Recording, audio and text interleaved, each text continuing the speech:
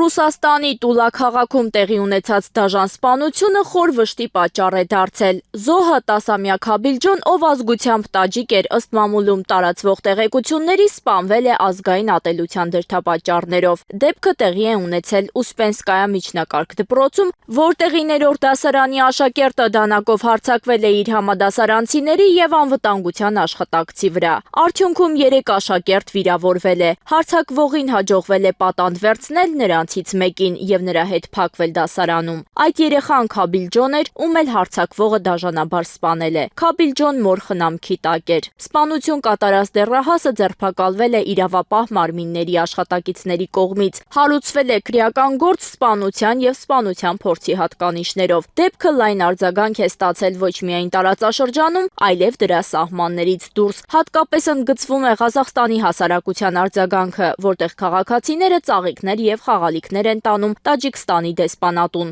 սպանված երեխայի հիշատակին։ Միևնույն ժամանակ սոցիալական ցանցերում հնչում են քննադատական մեկնաբանություններ Ռուսաստանի ներսում պատշաճ հանրային արձագանքի բացակայության, ինչպես նաեւ սպանությունը արդարացնող կամ ծաղրական բնույթի գրառումների վերաբերյալ։